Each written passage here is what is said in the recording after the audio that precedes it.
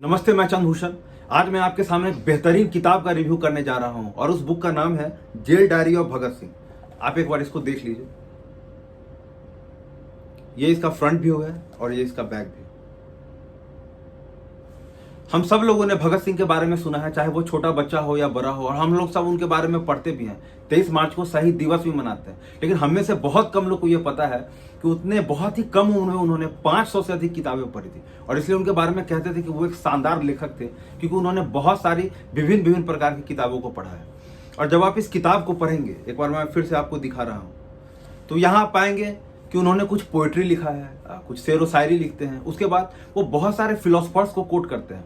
Lenin हैं, चाहे Trotsky हैं, या उसके बाद कार्ल मार्क्स हैं, रूसो हैं, वो कई सारे फिलोसफर्स को कोट करते हैं। और भगत सिंह ये खुद भी कहते हैं कि जिन लोगों ने भी अपने देश में रिवॉल्यूशन लाया है उसको उन्होंने जाड़े पढ़ा है। जैसे कि लेनिन को उन्होंने काफ़ी पढ़ा है, उसके बाद ट्रॉट्स्की को उन्होंने काफ़ी पढ़ा है।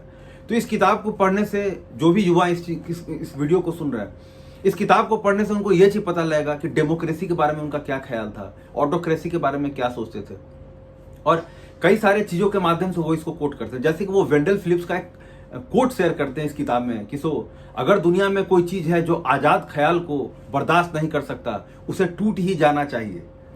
उसके अलावा वो खुद भी शेर व शायरी के बड़े शौकीन थे और कुछ शेर व शायरी उन्होंने इसमें लिखा है। जैसे कि एक उनका शेर है कि मत छेर ए फरिश्ते तो जिक्र गमे जाना, मत छेर ए फरिश्ते तो जिक्र गमे जाना, क्यों याद दिलाते हो वो भूला हुआ अफसाना।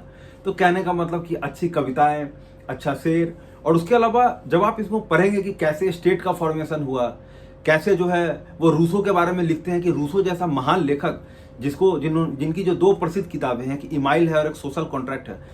जब रूसो ने ये किताब लिखा तो उनका ये उम्मीद था कि लोग उसको पढ़ेंगे और लोग हिसाब से जो है ढालेंगे। लेकिन जब उन्होंने वो किताबें लिखी तो उनको फ्रांस में तो जलाया ही गया, यहाँ तक कि रूसो अरेस्ट होते बचे। उसके अलावा रूसो जहाँ के थे, माने जेनेवा में, वहाँ भी जो है ये दोनों किताब को जलाया गया। अब बाद में आप देखिए 1 शताब्दी बाद जो है रूसो की बहुत सारी बात लोग मानने भी लगे। तो कहने का मतलब मेरे जितने भी युवा हैं, मेरा उनसे यही कहना है कि ये किताब जो jail diary of Bhagat Singh है, इसको जरूर पढ़ें। उनको बहुत सारा नया आइडियाज मिलेगा और वो जानेंगे कि एक व्यक्ति जिसको आप रिवॉल्यूशनरी कहते हैं उसका क्या विचार था। और मैं आखिरी बात इसके बारे में बताना चाहता हूँ कि जब भगत सिंह का जो ये जेल डायरी बेसिकली ये है कि ये बाद में पब्लिश हुआ, और आप उनके पढ़ाई का इंटरेस्ट इसी चीज़ से जान सकते हैं कि जिस दिन उनको फांसी चढ़ना था, एक्चुअल में फांसी तो उनको 24 मार्च को चढ़ना था, तो उस दिन जो है 23 मार्च के शाम को प्राणनाथ मेहता उनसे मिलने आते हैं, जो कि उनके वकील थे। तो भगत सिंह उनसे पूछते हैं कि क्या आप मेरे लिए लेनिन की वो किताब लाए कि नहीं लाए।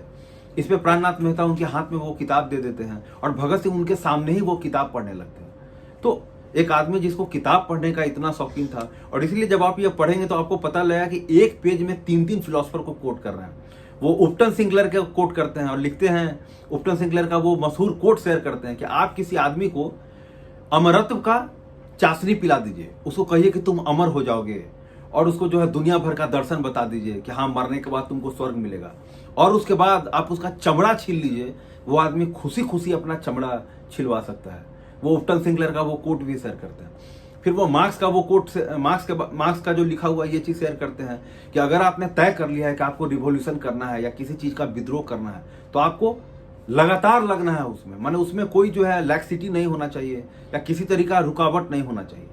तो इस तरीके से जो है फिर मार्क्स का वो एक और कोट शेयर करते हैं, ये जो धर्म है और ये मोरालिटी है। एक तो सब लोग बहुत फेमस कोट जानते हैं कि religion is the opium to the masses, लेकिन वहाँ एक और बात ये लिखते हैं कि ये जो धर्म है या जो नैतिकता है या जो कानून है, इसके द्वारा जो भी वर्ग शासन कर रहा होता है वो अपने से जो कमजोर तबका है उसको हमेशा वो एक्सप्लॉइट करता है। और इसी तीनों चीज के सहायता से, चाहे वो लॉ हो, चाहे वो रिलीजन हो या मोरालिटी हो, वो उसको हमेशा ऊपर बना रहता है और नीचे वाले पे शासन करता है।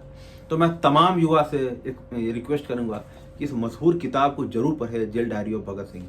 आपको बहुत सारी नई आइडियाज मिलेंगे, अच्छे अच्छे पोएट्री, कुछ अच्छे शेर, और आपको लिटरली जानने को मिलेगा कि एक देश कैसा होना चाहिए और भारत देश कैसा होना चाहिए, लोगों के पास बोलने की कितनी आज़ादी होनी चाहिए।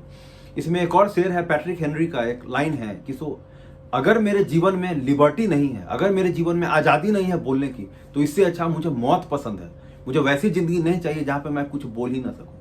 तो बहुत सारी चीज़ें हैं, आपको पढ़ के बहुत मजा आएगा और आप लिटरली आपका जो एक थिंकिंग प्रोसेस है उसमें काफ़ी इंक्रीमेंट होगा। तो आप इस किताब को जरूर पढ़िए और मेरे कमेंट सेक्शन में जरूर आके बताइए कि आपको ये किताब कैसे लगा। एक बार मैं फिर से आपको दिखा दे रहा हूँ। उम्मीद है आपको ये वीडियो पसंद आया होगा। धन्यवाद।